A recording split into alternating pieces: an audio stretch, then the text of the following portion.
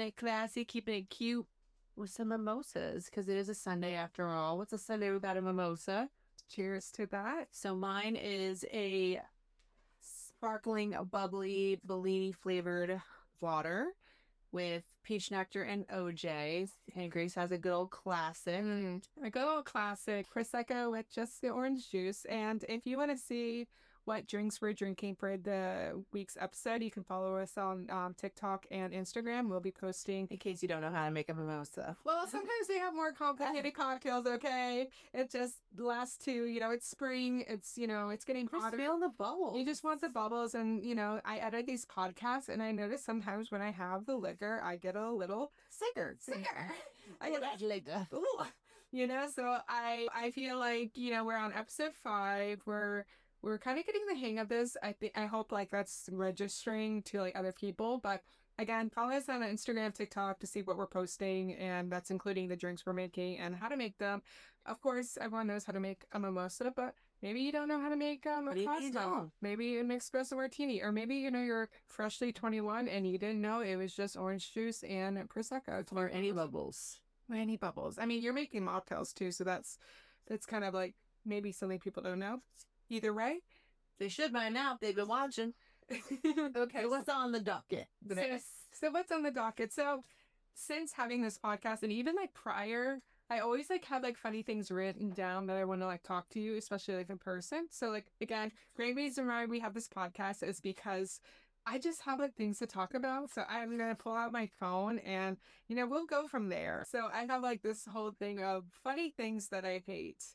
I'm not like a big complainer, I would say. No, you're not. I'm not a big complainer, and if I'm like complaining about things, I am being hyperbolic about these things, but it is. If you complain, like it's really gotta be bad. You're like in the trenches. I'm in the trenches. Grace bottles things up, so if she's speaking it, if she's like getting it out, it's like she's at her wit's end, probably. Or like if I am complaining, it's literally to be funny, like it's a bit, or it's kind of like a talking point. It's not to be like, oh, I actually hate these things.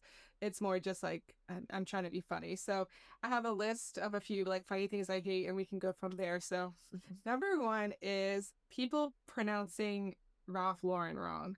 Everyone wants to always hit it because it's a designer. They always want to hit it with the Ralph Lauren. It's not Ralph Lauren. It's Ralph Lauren. He's an American designer. It's Ralph Lauren. Where did that come from? I think it's just like the whole like Target. It's like the whole like bourgeois. Well, like the thing with like Target, like people are saying it to make it like sound like little like it's like a joke. It's a joke, but like people really do hit the whole like because you hear it with like actual like designers, like it's not. Did someone like English say it once and then everyone thought that's how? Well, I could see someone that's like English or British being like Ralph Lauren, and that's probably how they would pronounce like Lauren. They wouldn't say Lauren. Yeah, they'd say like Lauren. But he is American. Yeah, I mean he's the most American. Has like flannel. Has flannel and well he has like actual American flag.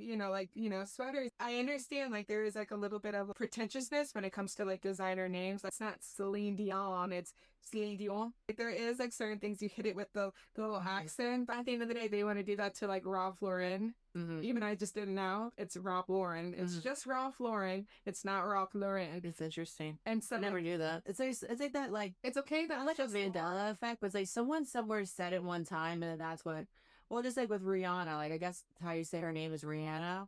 But like you mentioned this already. Did I? Yeah. Oh, that's what I mean. Is like there's certain things that are pronounced a certain way that one person says it like that and then it goes Grande instead of Grande, which that still doesn't make sense to me because isn't it like Italian? So it should be like Grande. Even if it's Spanish, it shouldn't be Grande, right? Spanish or Italian. I'm not here to like dictate how people say their names, but like it is Ralph Lauren. That's one thing. Because Lauren would have been spelled like Loren. I think it's just this pretentiousness that comes with like designer names because they're most designer. I mean, how many are like American? You're not Marc Jacobs. It's just Marc Jacobs. Like it's okay that it's Tom Ford. Okay, that's just Tom Ford. Another one is, I think because maybe you don't experience this because you work at a place where you wear like a uniform. Several years I've worked in like an office setting where you have to wear like business type clothes, like business casual. And the amount of money that like you spend on that, like to be half your wardrobe and especially to look nice and tailored, I feel like work clothes should be a tax write-off. They are. Are they? Yeah. No way. Yes. Absolutely. I mean, maybe not for the problem is that are you a W-2? Yes. So that's probably part of the problem. When you're a W-2, I don't think you get the opportunity. You might want to look this. I'm a 1099 employee, or actually, it's not considered an employee. I'm a 1099 commission contractor. That's how I get paid and taxed. So you do have the liberty because you're technically your own boss. You Well, that have the makes liberty sense. of writing off your uniforms and such, gas, your supplies if you buy them. One thing that you could do, and I don't know, It's like what, an LLC? yeah, or an S corp, but I don't know that if you can do that because of how you're taxed. But maybe look into it. Well, okay, well, I'll skew that a little bit. If you're a W-2 employee, because there are like some companies that I know that actually either give you, like, especially if you work for like a retail company or Or like allowance, you gratis, get, yeah, you get an allowance. I know even like say for my company when like I've done like the HR videos, they, will be like, you don't have to spend a lot of money to look nice. And that's true. You don't like I You don't know. wear the same three outfits every day though. Well, I mean, and even if you And do, women, we fluctuate in size and well, that's season. see, that's my biggest issue. It's not even just like I've gone to the point where like I'm okay wearing like the same, like maybe I'll have like the same like handful of pants, but like different like tops. Like if you have a good jacket, like you can wear that often. Even when I like started, not where I work now, but where I worked previously, I was a little shorter on like cash because at the time I gained a little bit more weight and I was working from home, so I got rid of a lot of like kind of like work clothes. So I had to have rebuild my wardrobe, my business casual wardrobe up a little bit. And I gained weight and I was like, I don't want to invest a lot of money into clothes because I'm trying to lose weight or whatever the case was. So I just went to like Goodwill and like, I found like a nice Calvin Klein suit, like two-piece suit. Like, so like there is ways you can do it on a budget. I just feel like if you can't make your work clothes a tax write-off, then at the very least, I feel like every company should give you a non-taxed allowance, like maybe even every 6 months. Or an annual one, just be like, hey, here's $500 towards new clothes a year or something like that. Right. Like, I mean, and that's a tax. And that's a tax write-off for them. Well, that's exactly right. So, like, if it's not a tax write-off for us, but, like, in a lot of ways, I just feel like every company, especially if they do want, even, like, just regular retail in the mall, if they don't already have something in place for their employees, they should. It's not just enough to get them, like, the discount, giving them an allowance every once in a while, because it's like, at the end of the day, you want everyone to look good. I have a coworker that told me he worked for, like, some random place in New York City selling, like, custom like doorknobs or something like very like specific, but it was super bougie, super like nice. The boss was so invested that he wanted everyone to look good, and he only had like 2, 3 employees. This was like a smaller business, but he was like, I'm gonna take you to the department store and you're gonna meet my Armani guy and I'm gonna pay for like some Armani suits for you. Like I know it's like I know I like maybe you wouldn't be able to afford this, but I want you to look a certain way because you represent my business, so I'm paying for it. And like you said, the tax write-off, yeah. Anyways, but I just thought that like if you want your employees to have a certain look, But I would look into that. Maybe because I think you still get tax breaks here and there. So there is a certain amount that you can write off in taxes. You just maybe I think you've always done your own and TurboTax. You just kind of go through the motions and you're probably just not choosing the right buttons. But there's a certain amount that you're allowed to write off without receipts, and there's some that you like. If you go over a certain amount, like you have to. I think either way, you should save your receipts, but also consider getting like maybe a business opening up a business account, getting a business debit card. very soon we'll have the Tonic LLC. Yeah, there you go. You won't notice we started an LLC for this podcast, but there will be signs. It's just me showing up in like a Gucci suit. Gucci suit. Another one is I want to say this has nothing to do about religion itself. This isn't like a talking point about like any religion or Christianity. So this has everything to do with maybe more culture. But I am so disconnected from like mega churches or like churches, modern churches in terms of like I think modern churches try so hard to appease to the masses and be relatable, be chill, not be so intimidating. Because if you've ever gone to church as a kid, especially growing up in the anywhere from the 50s, 60s, 70s, 80s through the 90s, church was definitely boring, very traditional, like long-winded. There was always some old guy up there, your mom going like, because if you were messing around with your sibling or whatever, like it had its connotation. So I think churches, to kind of keep people interested again, they're idea was to kind of revive the style and be cool and relatable and appeal to younger people, especially because if you appeal to younger people, you appeal to, you know, everyone. And so I think it just became this whole movement of just trying to be too modern. And I think there's like going into churches now, they feel like you're in a convention center or you're in. Well, I think that's my biggest gripe. So it's like I think there's nothing wrong with like the music. I do not like the Hillsong like type music personally. I mean, some people just really love their music. I personally have never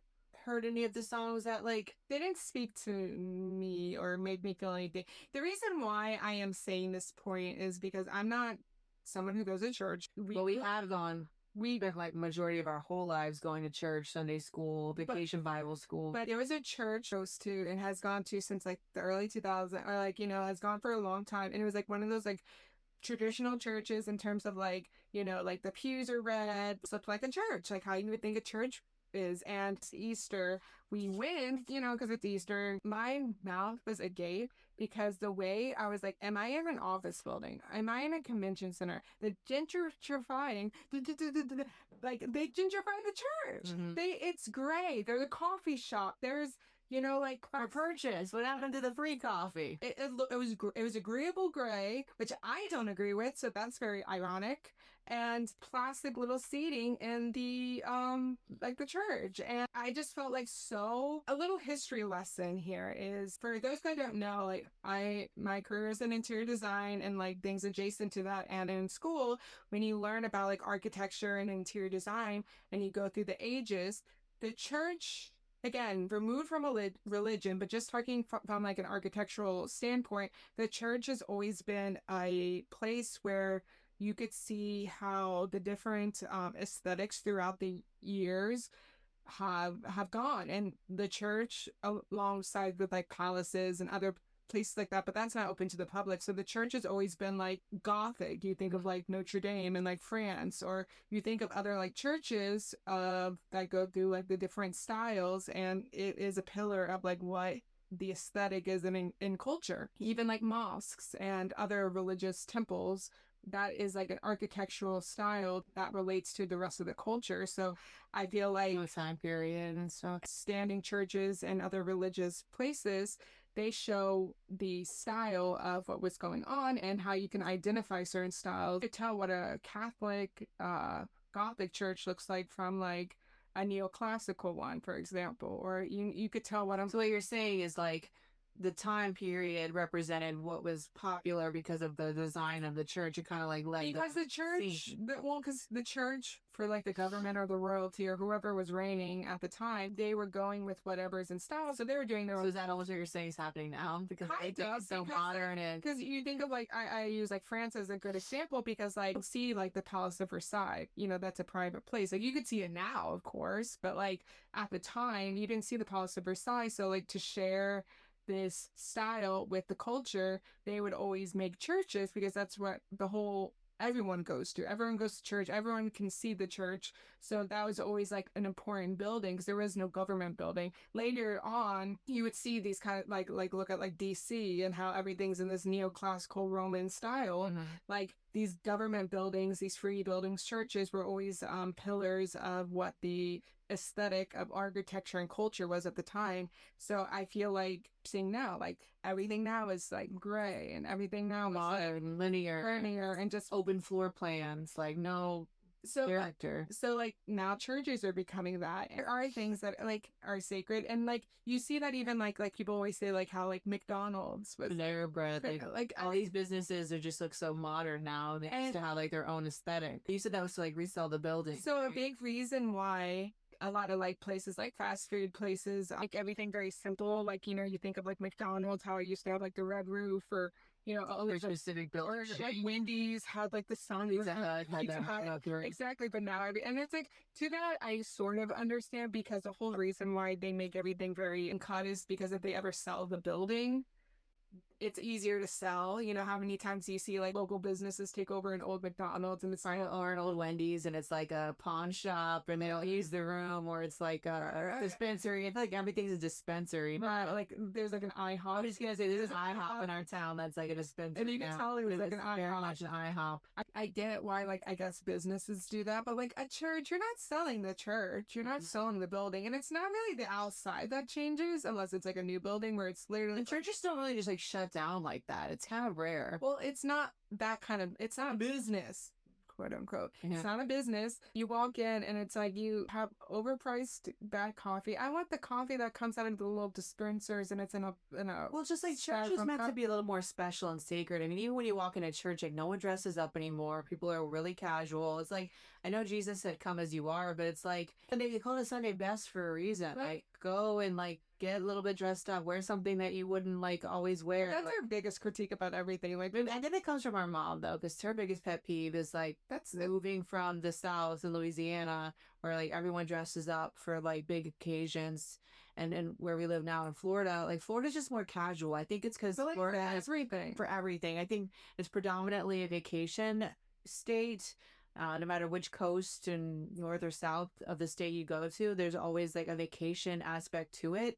So people that have lived in other areas for their whole life come to Florida to retire, to vacation, to be seasonal residents. And so when they're here, it's just like, oh, I don't have to do that anymore. It's more relaxed here. It's like, but when people actually live here and You go to like a 5-star restaurant and people are still wearing like sandals. Like I shouldn't be seeing your toes at a 5-star restaurant eating my steak and I see your Piggly Wigglies. well, it's just like you go to like a nice restaurant and it looks like you just left the beach, or I mean, like it looked like you even tried. And like time and space. yeah, and like, wear some jeans. Like, why is everyone wearing shorts? Like, I hate flip flops. You know, You could wear like a nice get a collared shirt, and people always want to say, you wear jeans. I don't care if you wear jeans. Just like wear pants. People always like to say that it's because of like the heat or it's comfortable, but it's like one at night it's not that hot. Like come on, And every restaurant is like freezing because like the AC's, but it's Yeah. like okay, then like wear like a nice pair of like linen pants. Like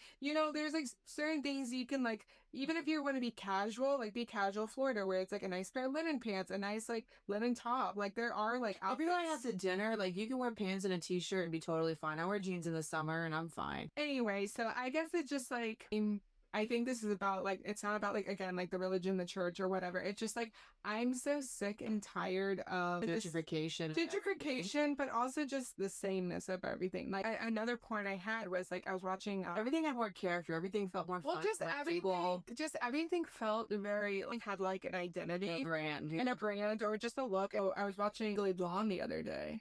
And it's so crazy because I remember when Legally Blonde first came out. I mean, I was much too young to really be watching it, but like I remember watching it then and growing up with it. And like Reese Witherspoon in that movie was the hottest thing you've ever seen. He was the one like the professors wanted to sleep with. Like she was like in a bathing suit. Like she was so like, and I'm not saying she isn't, but like she was like what Hollywood was like, this is a hot, you know, beautiful blonde, which she is. And I remember having this thought, another Reese Witherspoon movie, like Cruel Intentions, like Sarah Michelle Gellar was like so hot, so sexy, so promiscuous, like really like seductive. And my whole thing is like those faces and those ideals of like what's hot.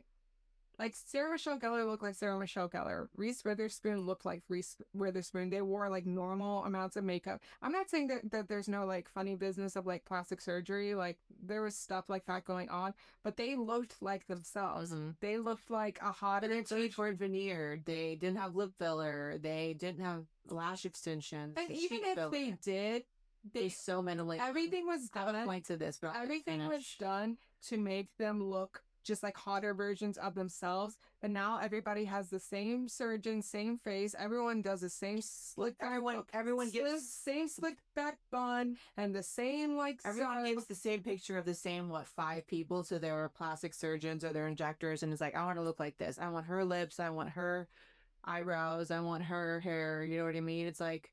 That's why we all look, we're not we, but like that's why a lot of people look recycled, especially like in LA. But it's funny because we were watching like an old Angelina Jolie movie the other day, And Sam was just like, man, she's had so much plastic surgery. And I'm like, to be honest, Sam, like, even if she did, it's like very subtle. But we had this whole debate because he swore up and down. He's like, no one has a jawline that chiseled. No one has lips that like big and plump. And like, he was just couldn't believe. And I do think that she probably has had some tweakments because I remember I watched like this plastic surgery analysis channel on YouTube, and she was talking about like Madonna, who like in the 80s when she was more relevant and in her prime, you know, you wouldn't think that in the 80s or even Marilyn Monroe, like people like that, it's like they actually did have plastic surgery, like you said, to make them better versions of themselves. They still look different, where now everyone's looking the same. But it was just funny because, like, if you see older photos of Angelina Jolie, like, she did have plump lips, like, she did have bright eyes. You could She just did. you can look You at definitely, you definitely look at her parents, like her mom, like and then I brought up her daughter because I'm like, okay, well, look at her. She's only 17. And he's like,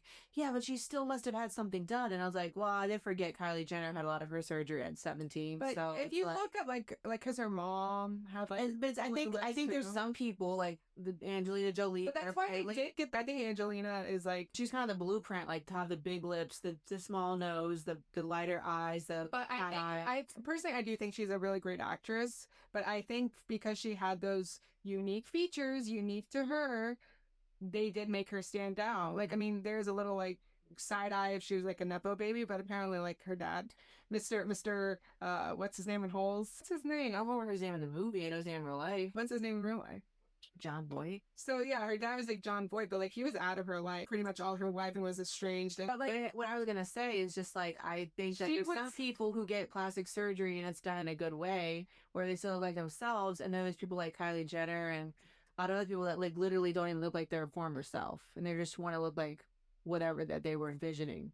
or just at the end of the day, it's just, I personally am not against plastic surgery. Like, I'm not against these things. I guess it's just more of a dystopian worldview of like, why has it been shifted from just maybe enhancing things that you already look like you already look like yourself. But like, it's getting to the point where it's like, I gotta have my eye shaped this way. I gotta Have the buccal fat removed so I'm hollow. like, it's just like certain things where it's like, I have a chiseled jaw. like I want to have the same face, Skinny. you know, like it just reminds me of like, remember those like toys in the early 2000s where it was like, what's her face? Mhm. And it was literally like, it was kind of a creepy toy. It was like a Bratz doll that had no face and you stamped on faces. And that's how I feel. Like, it's just like, give me that same stamp, give me that same stamp. It's just like, if you want like bigger lips, get bigger lips because that doesn't change anything else about you.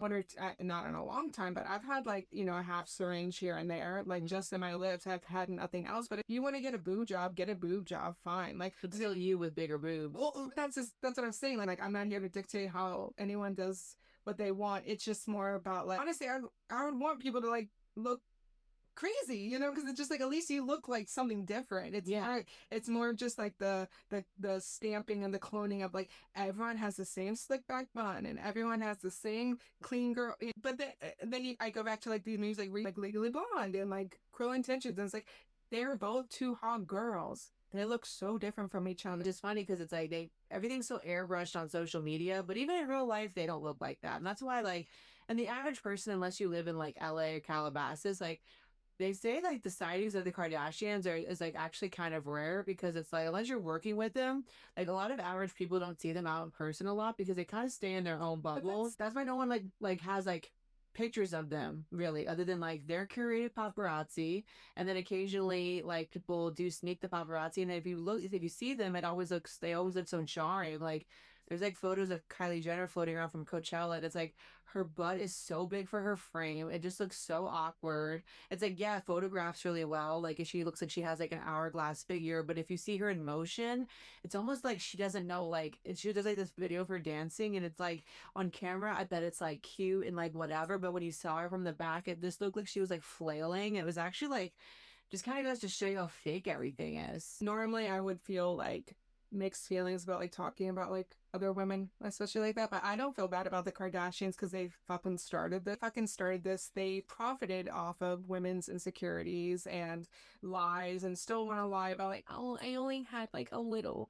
It's like, no, Boone have just like Lip filler and a boob. or see like the thing about like if Barbie was a real person, she would have like unrealistic proportions. That's how I feel about like them. No one has a body like that, and if they do, it's like 1 in a million. So you're telling me like everyone in your family naturally has the proportions when if it's natural, it's like 1 in a million. Because there are like I've even met people that have like that you're so jealous of. Yeah, because they're like super thin, super fit, and then they have like natural boobs. Like that does happen. So that's like normal circumstances. I don't like talking about like women about that who get plastic surgery because again, like I'm not gonna say like I wouldn't want certain things.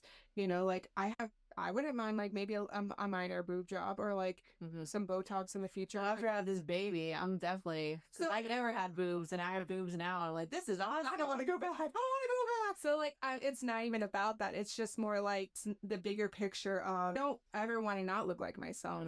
I wouldn't mind a modified or like a little something here or there, but like it's just. But I'm not selling anything. I'm not selling. The idea of perfection. I'm not selling you a lip kit to make your lips look full like me. I'm not selling. When I had lip filler. I'm not selling you like supplements or skinny tea or anything to make you look like me.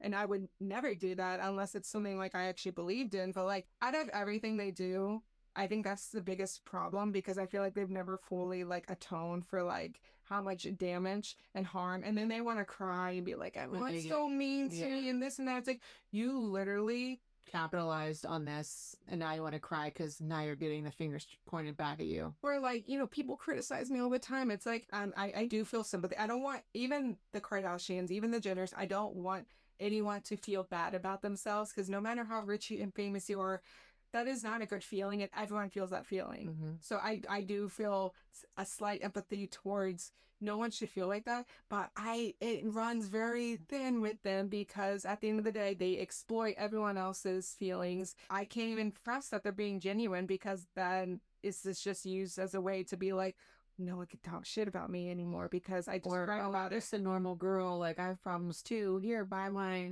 next product. Right. What I don't like about them either is that they have all the money in the world, yet they don't put out anything of quality. Like, for example, another side of the coin is like Hailey Bieber. It's like you could tell that she's actually like trying to like make a decent like brand. Like I feel like her makeup is good, her skincare is decent if that's the route you want to take. Like it's actually like you can tell she kind of cares. Whereas like Kylie, it's like it's almost like she has all the access to like the best design like team, and it's almost like she ends up making stuff that was going to be still at TJ Maxx. And my tea and my take is that they're not as rich as they claim.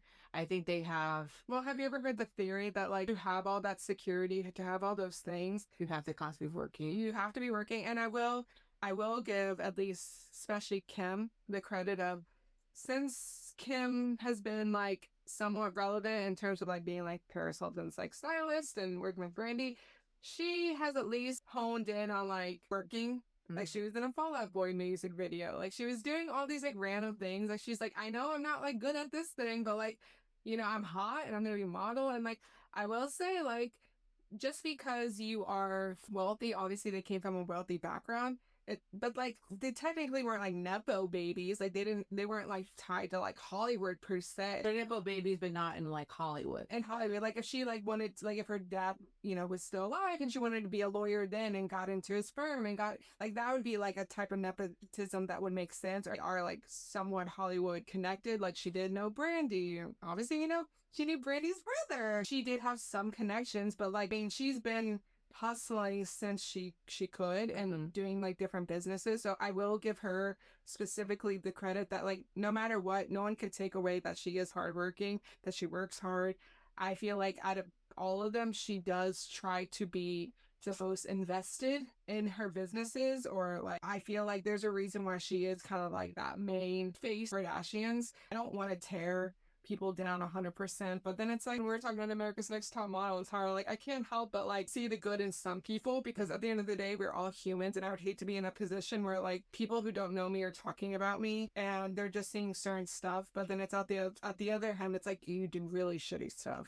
You do stuff that's like kind of warranted for the criticisms, things like that. So it's like you said, it's kind of hard to feel bad for you, Yeah, you can boo-hoo about like people pick apart your, like they you have all the benefits that come with it too. So it's like everyday average people have all the negative stuff and don't have the chance to like escape or go on some really amazing trip to like disconnect or to, like you said, it's kind of hard to feel for them in that way, even though they're human, you know. Just like when I hear people talk about like jobs or like influencers that are like, it's so hard doing my job. It's like, I totally get with like famous people, you know, that they're like, I shouldn't be stalked or like, you know, like the whole chaperone thing that just like happened. It's like, I do feel sympathy if I was Anything about her. I do. So, like, what I was gonna say, I do feel sympathy for like famous people, and there should be boundaries. Also, me as like a normal working person, you could be like a Starbucks worker, and it's like the shitty part about working at Starbucks, for example, is like people are yelling at you because you don't get their coffee in time, or you get it wrong, or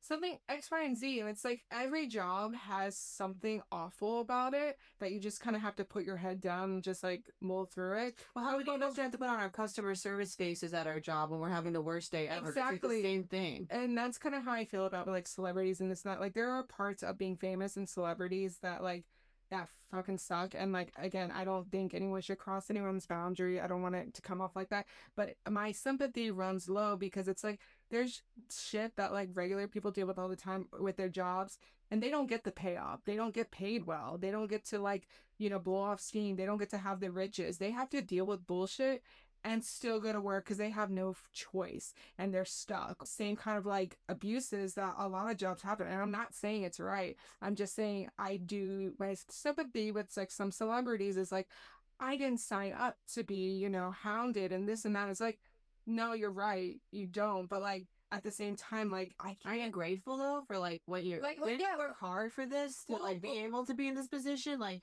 her, for example, I know she was like making music for what, like 10 years before she finally had her big break. It's like, weren't all those 10 years, where did you ever envision what your life would be like and what kind of person you would be if you did get that fame? Like, do you want to be the one that's like, oh, she's a diva, oh, she's a bad person? It's like, not like, I think it was on one of the other podcasts you watched, they were talking like, not everybody has to be likable. Like not everyone like you know, someone like Sabrina Carpenter like tries to be like cutesy, playful, like girls girl, or like Chapel Realm, Mariah Carey, Nicki Minaj. Like they're known for being divas. You know what I mean? Like, that's okay. Like you're fine at being a diva, but it's like I also think that if someone went up to Mariah Carey, like I feel like Mariah Carey's a diva to like the people that work around her to make sure that her situation is running smoothly. But like I don't think that she, because obviously like in any scenario like there might be some like incompetence that happens in the workplace. We all experience it. So I can imagine like being like a very like highly paid, highly sought after, and then you show up to a set and like the mic's not working or like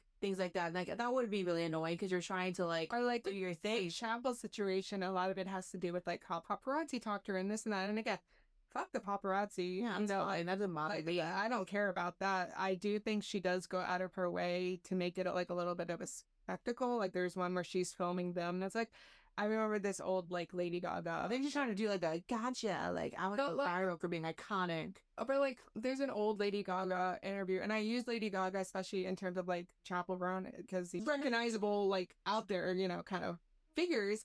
And I remember, and this is like 2012, like old interview, and basically Gaga, who lived in New York and, you know, looks very recognizable. She's like, there's ways to like not be recognized. But a lot of people consider the radar. Like, look at Zendaya and Tom Holland. Like, they're like a couple that everyone's like, did they get married? Did they not get married? Like, You don't know. even for a long time, like Hilary Duff, I know she's in the media now, but she was so under the radar for so long. Like, It's one of those things, like if they're in the paparazzi and news, they're either paying for it to happen or their people are calling people to orchestrate it. Like, nothing in Hollywood is an accident or coincidence or like, I'm just so famous that like everywhere I go, it's like, no, like 9 times out of 10, it's like manufactured to like, because you got an album coming out or you're going on tour or you're, you know, whatever. It's like, there's a reason why. I mean, look at like, remember how Doja Cat was like everywhere? Now, I haven't heard about Doja Cat in like a year. and she's not doing any new music, you know, like Exactly, it's not doing anything. But the bet you the second she just drops an album, there's gonna be some controversy about her or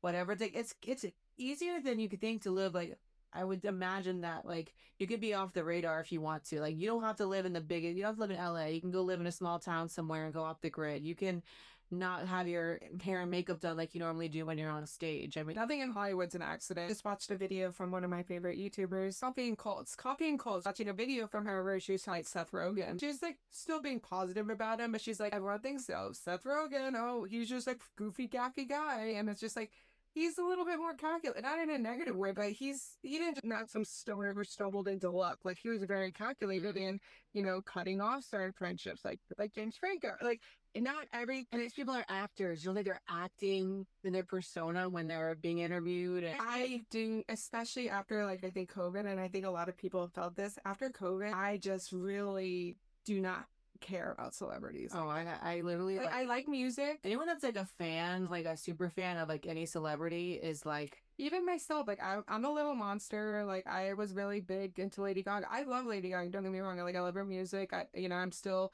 been there since like day one, literally. But like even then, like I'm not into like I have one house products like product. you know, Just because I like it. Because of that, like I don't like I follow like maybe one like I follow Gaga, but like I follow like a handful of like celebrities and like that's it. Like I don't care about what they're selling. Even Gaga, like I didn't go out to get every product. I like tried one or two products and I ended up liking them just because they were good. With influence, I don't follow a single influencer like them. Like obviously I subscribe to people like on YouTube or like the people I like, but like a lot of them are like people who do like video essays or like it's not about like a lifestyle. It's more like educational or like comedy or something funny. But like I always start off liking somebody because I'm very much like I like to find the niche people that either you like products too. I feel like you like product. I do like product reviews. I also like clothing influencers, I guess you could say. And I always start off by following somebody like, oh, I like their style. Like I want to get outfit ideas from them. Or oh, I'm also someone that like I like to follow people that kind of look like me because I'm like, oh, like that's what like they have dark hair. Like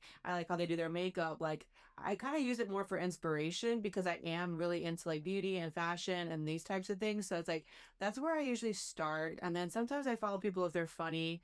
But I definitely like I go through phases where I follow and unfollow people. Like I'm like, oh, she's annoying me. Like she's become because as always with influencers, they start to become a little unrelatable once they start getting more success. And like I'm not like a hater. Like I want people to succeed and be able to have everything that they want. But here's somebody that posted it's like, I'm sorry. oh, here comes the influencer building their dream home. You know, it's like I'm gonna take you along for the ride as I do my renovation of my $3 million home. It's like that's not of interest to me. And if you're into interior design or like renovations, like for some people, like that would interest you because it's like I love seeing people transform their home. That's kind of when I check out because I'm like I'm not really into that so much, and a lot of it does seem kind of braggy, especially when their home is like they're like we're gonna like sometimes it's like a seemingly beautiful home, but they just want to like gut it because they can, and that's okay. Like if you have the money and you're able to do that, like I love that for you. And this is not how I hate it. If they're transparent, like because again, like I want to say this because people say things and they're like say like 2 years later they blow up and they do the same thing. Like I think that's fine if you have the money and want to get your $3 million home and gut it and do that. That is like a dream. It is content for a lot of people, and it is content. That's the thing. It's like they film it because it is content. It does well. My thing is like as long as they're transparent and they don't try to do this whole like relatability, be like, yeah, like I worked hard and I have my dream home and like I think it's always like the voice and the way they narrate it. Like if they're just like guys, like I bought like a $3 million home and I'm able to like do it the way I want to do it and I want to bring you along. Yeah. Like it's all about the way they present it because again, I think no one, I mean, if you shame someone who works hard, who gets a nice house, like that's on you. Yeah. But like, I think it's the whole like bubble of like, we're in a housing crisis. We're in this, like maybe don't make that content right now, you know?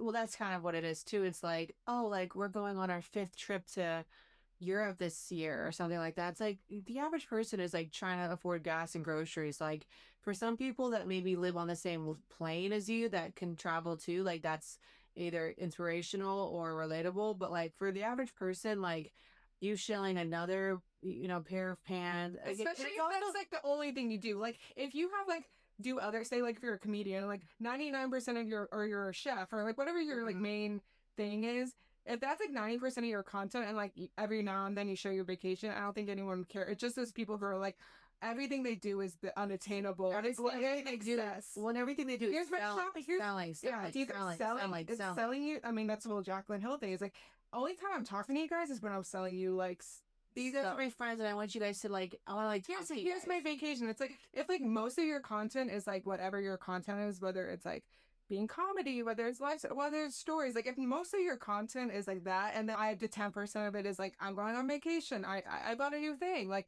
but it's the excess. It's like I bought, here's my haul, my $10 million haul from Prada. Here's my all my makeup. Here's cleaning out my like thing. It's I like think the problem is when you follow lifestyle influencers, you're getting everything. You're getting, oh, it starts off, it always starts off with fashion or something, right? And then it's like, oh, you guys were asking to see like what my home design was like. Then it segues into that. And then when they go on vacation, they're linking their vacation outfits. And then it's like a freaking rabbit, or hamster wheel. It's like it's just an ongoing thing. Like that's all they bring to the table. So it's like all they bring to the table is content and selling. So that's what you're consumed with. Whereas like you said, if someone's a chef or they're a comedian, it's like they're more private. Like you don't even see them going on vacation because that's not their content. I guess you're right on that. I guess at the end of the day, it's just So we may need to start unfollowing some of these lifestyle people because it's just like, well, your lifestyle's unrelatable, and I don't find it aspirational because you're not really putting anything into the world besides junk from that's going to go into the landfill. well, I think that's Then it's kind of just like, well, I think that's like my biggest problem about it. It's not even like out of like a jealousy or anything. It's the overconsumption that really like you need this top. It's you so you cute. need this. It's the latest trendy. It makes you even like someone like myself who like feels like pretty confident. Like I'm okay doing the same makeup look. Like I like how I look. Like maybe I'll switch like an eyeshadow here and this and that. But like I don't need the latest and greatest. And half this shit I like do try out of curiosity doesn't work. Anyway, like I bought so many products that nothing I've good bought, on someone else. nothing I've bought from the TikTok shop has I've either used I actually bought something from the TikTok shop and it was a score. like It was a robe. at the end of the day, I think it's just like overconsumption.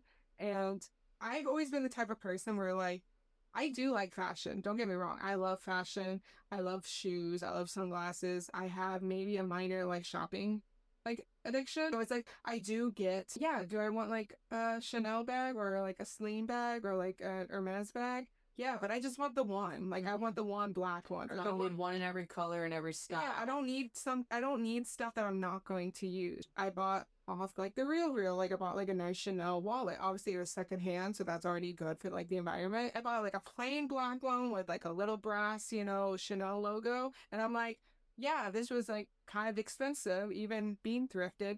But I will use it forever. Like the one I had prior, and the only reason why I bought it is because I had one literally from Target from 10 years ago I used because it was like the perfect, like narrow size, and I lost my wallet. So I'm like, you know what? I'm gonna get a nice wallet that's like that I'll use, and again, I'll use it forever. I don't need a million wallets. I don't need a million bags. I might need a million shoes. That's the Carrie Bradshaw in me. But like at the end of the day, it's like I will wear everything I get. I do like having stuff for different seasons. Like I'm fine with like, okay, black bag or a brown bag during the fall and winter, and I do like maybe more of a brighter bag. I mean, I definitely am like a seasonal transition person. But like the excess, that's the yeah. problem. There's no fault in liking. I had a bad way for a while. Like Grace has a shopping addiction. I definitely did. And when you move, nothing makes you want to kill yourself more than like all the stuff you consume. And since moving into my home, I've been in here maybe 6 months. Yeah. I've actually, I mean, also being pregnant, I'm not buying as many clothes because I'm like, nothing's going to fit me. So I definitely have been more mindful about shopping so much, but I am more leaning towards quality. Even in my home, I'm like, everything in me is like, I just want every spot filled already. And I want to like go to Home Goods and just fill these like nooks and crannies. And I'm like, no, like this is my home now. This isn't just an apartment that I'm going to change my style or whatever. Like I want everything to be intentional. Investment pieces. And even if it is from Wayfair or whatever, like I don't want it to just be some piece of junk that's going to break in a couple of years or just something that's super trendy that I may not like in a couple of years. My really trying to let everything be my timeless. whole thing is buying with intention, and maybe it's like the design, like interior design thing, mindset, because we do design with intention and this and that. Even despite having like a shopping addiction or whatever the case is, like I even at my core, I've still my style hasn't changed since high school. I've always been like black neutrals. And and you're I've always been very minimalist. My style's always been minimalist. Into even in my shopping addiction, I've always like understood like you're good at buying things on sale too. I'm like, that's the thing is I do try to buy like more quality things. Like I just like bought a bunch of stuff from Calvin Klein, for example, but it's like I waited till it was like friends and family, and I got like a bunch of sales, but it's like nice pair of jeans that I can wear over, like nice Levi. Like I can't always like afford to like buy like everything all the time, but when I do, I try to buy quality clothes because it's like those jeans will last forever. Or like again, like we were talking, I was talking about like work clothes. Like I do try to, if I can, buy Calvin Klein or, you know, nicer brands that are just like like Fast fashion. like I really don't shop from Shein, and that's not like a brag of like, oh, I can afford, like, no, like I would probably have a better, bigger wardrobe if I shop from Shein, but like You have shop from Shein. It's just like the intent, yeah. whether the $100 I can spend at Shein to buy like a handful of like throwaway clothes, or just wait till like Calvin Klein goes on sale. I spent $200 at Calvin Klein and got like a handful of stuff because I got everything. At the end of the day, like because I didn't spend $100 every month from Shein, I was able to have $300 to spend at Calvin Klein, and I got jeans, pants, you know, work shirts. Like I got like so much stuff because I just waited. I will say Shein's good for like vacation fits because like when we went to Japan, it's like that's not my normal aesthetic, but I wanted some fun, funky clothes that I know would work there.